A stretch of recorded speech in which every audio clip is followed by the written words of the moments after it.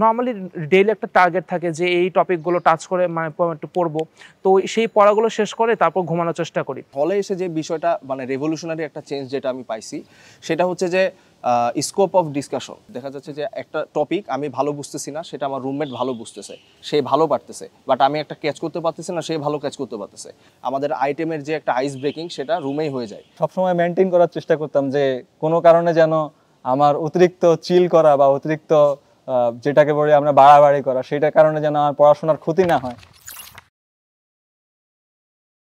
প্রথমে আমি শুভেচ্ছা জানাতে চাই আমার প্রিয় দর্শকবৃন্দদেরকে, বিশেষত আমার প্রিয় জুনিয়রদেরকে, যাদের মনে অ্যাকচুয়ালি অনেক প্রশ্ন থাকে, যারা মেডিকেল আসতে চায় তাদের মনে সবসময় প্রশ্নটা থাকে যে মেডিকেল শিক্ষার্থী 24 ঘন্টা কীভাবে কাটে, ক্লাস কতক্ষণ হয়, টিউশনি করানো যায় নাকি, পড়াশোনা কতক্ষণ করতে হয়, কতক্ষণ পড়াশোনা করে একটা ভালো ফলাফল পাওয়া যায়, এই রকম কিছু বিষয় নিয়ে আমার নিজের অভিজ্ঞতা শেয়ার করব। আমি অর্ভিনাদিত্য, ঢাকা মেডিকেল কলেজ K79।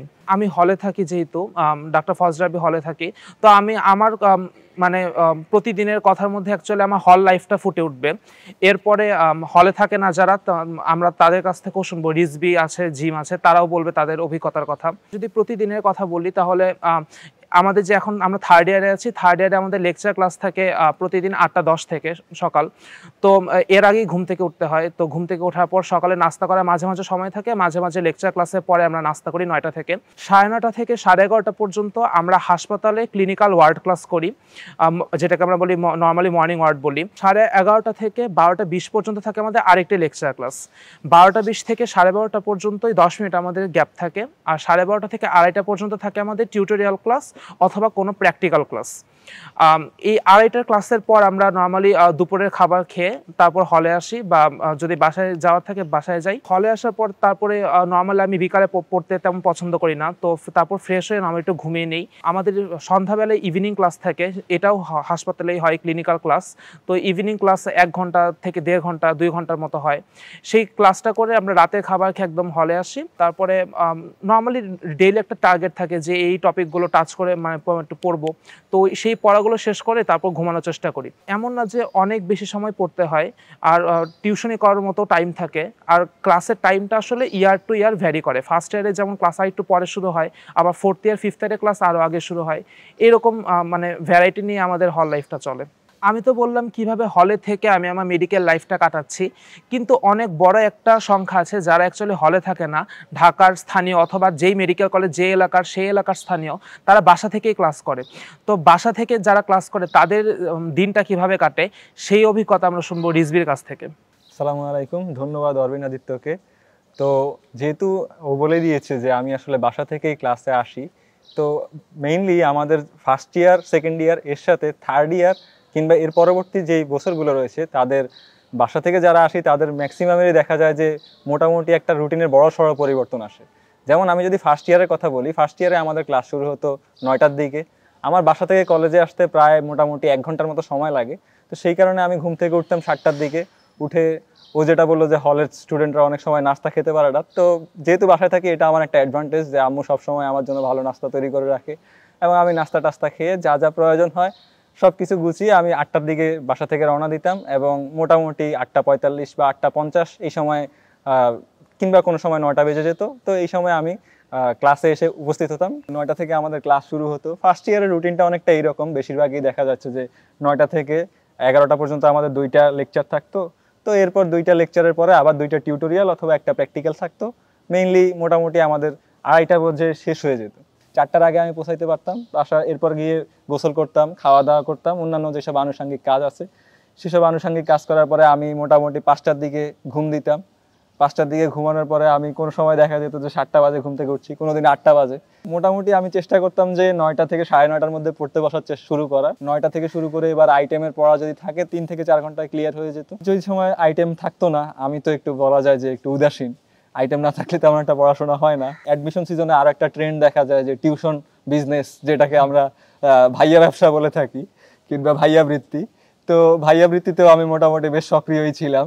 সবসময় মেনটেন করার চেষ্টা করতাম যে কোনো কারণে যেন আমার অতিরিক্ত চিল করা বা অতিরিক্ত যেটাকে বলি আমরা বাড়াবাড়ি করা, সেটার কারণে যেন আমার পড়াশোনার ক্ষতি না হয়, সেটা অবশ্যই খেয়াল রাখতাম আর কি। আর এখন মেইনলি যে ট্রেন্ডটা এই থার্ড ইয়ার থেকে পরবর্তীতে যেটা দেখা যাচ্ছে যে আমাদের ইভিনিং লেকচারটা হওয়ার কারণে ডেইলি রুটিনটাতে একটা বড় সড় পরিবর্তন এসেছে।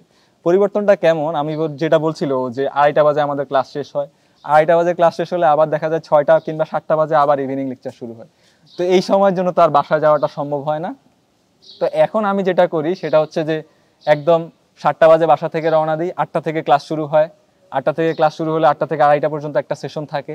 এরপরে হলে যাই, হলে একটা রুম আছে, মোটামুটি সবারই হলে রুম বরাদ্দ থাকে, ওই হলের রুমে গিয়ে খাওয়া দাওয়া করি, বা মাঝে মাঝে কখনো ঘুমানোর প্রয়োজন হলে ঘুমাই, কিংবা মাঝে মাঝে দেখা যায় যে যদি ঘুম না আসে তাহলে 3টা থেকে 4টা পর্যন্ত বা 4টা থেকে শুরু করে 6টা পর্যন্ত আমি একটু যেসব ক্লিনিক্যাল ক্লাসগুলো হচ্ছিল, মেইনলি আমাদের তো পড়াশোনা এখন দুই রকম, একটা হচ্ছে যে আমাদের যে প্রফ ওরিয়েন্টেড পড়াশোনা, যেমন আমাদের 3rd ইয়ার এখন ফরেনসিক মেডিসিন এবং ফার্মাকোলজি পড়া লাগছে, এটা বলতে পারি আমরা প্রফ ওরিয়েন্টেড। আরেকটা হচ্ছে আমাদের নলেজ ওরিয়েন্টেড বা ক্লিনিক্যাল বেসড, যেমন আমরা অনেকেই সার্জারি কিংবা অনেকেই মেডিসিন ওয়ার্ডে, যেমন আমি অরবিন মেডিসিন ওয়ার্ড করলো, তারপর জিম পেডিয়াট্রিক্স করলো।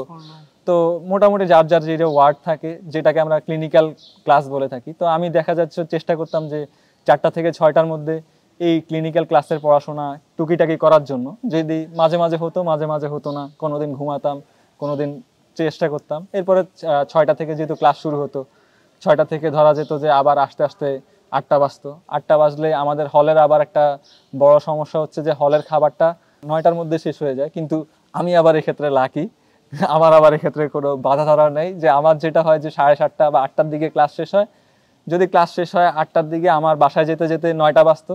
9টা বাজলে তখন আমি চেষ্টা করতাম যে এখন ফার্স্ট ইয়ারে থাকতে যেরকম একটা বলা যায় যে বেশ ভালো একটা চিল করার সুযোগ ছিল, এখন এটা একটু সংকুচিতই হয়ে গেছে বলা যায়। কারণ আমাকে তো আবার ওই যে বললাম প্রফের পড়া, আইটেমের পড়া লাগবে। তো দেখা যেত যে আমি ওই 9টা বাজে বাসায় গেলে আমাকে এখন 10টার মধ্যে আবার পড়তে বসতে হয়। 10টা থেকে মোটামুটি 12টা বা 1টা পর্যন্ত পড়া লাগে। এরপর আমি ঘুমিয়ে যাই, ঘুম থেকে উঠি আবার পরের দিন 7টা বাজে উঠে আবার এই একই রুটিন রিপিট করি। আমি তো বললাম হলে থেকে কিভাবে আমি আমার দিন কাটাচ্ছি। রিজভি বলল প্রথম বর্ষের কথা, দ্বিতীয় বর্ষের কথা, প্লাস এই বর্ষে তুলনা করলো, প্লাস ওর বাসায় থেকে কিভাবে ও প্রতিদিন আসা যাওয়া করতেছে সেটা বললো। এখন আমরা শুনবো জিমের কথা। জিমের বাসায় ঢাকা হওয়া সত্ত্বেও যাতায়াতের সুবিধার জন্য আর বিভিন্ন কারণে যেহেতু কাছাকাছি অন্য অনেক সুবিধার জন্য সে হলে থাকতেছে। তো বাসার জীবন আর হলের জীবন দুইটার তুলনাও শুনবো জিমের কাছ থেকে। আর আমি আর জিম দুইজনই যেহেতু হলে থাকি, সেখানে কি কি সাদৃশ্য আছে, কি কি বৈসাদৃশ্য আছে, এই কথাগুলো আমরা শুনবো এখন জিমের কাছ থেকে। আচ্ছা, ধন্যবাদ। তো যেটা প্রথমে বলবো সেটা হচ্ছে যে বাসায় থেকে আমি প্রথমে আমার মেডিকেলের ক্লাসটা শুরু করি। তো দেখা যাচ্ছে যে আমার বাসা ছিল ঢাকা ক্যান্টনমেন্টে।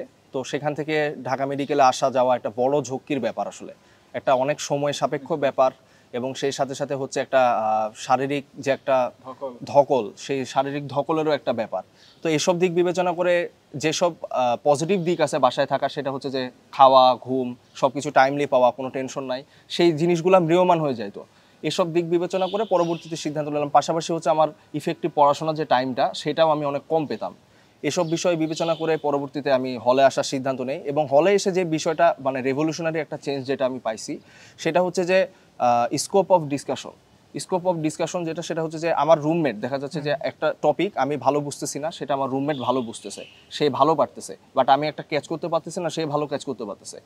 পাশাপাশি পড়াশোনাও হচ্ছে, গল্প গুজবও হচ্ছে, দেখা যাচ্ছে মাইন্ড রিফ্রেশমেন্ট অটো হয়ে যাচ্ছে। এর সাথে সাথে ডিসকাশনের মাধ্যমে আমাদের আইটেমের যে একটা আইস ব্রেকিং, সেটা রুমেই হয়ে যায়। এসব বিষয় বিবেচনা করে আমি বলবো যে আসলে হলের ভালো দিকও আছে, খারাপ দিকও আছে। যেটা রিজভি বললো, খাবার না পাওয়া যাওয়ার একটা ব্যাপার আছে, বেশ কিছু বিষয় আসলে আছে বাসা এবং হলের মাঝখানে।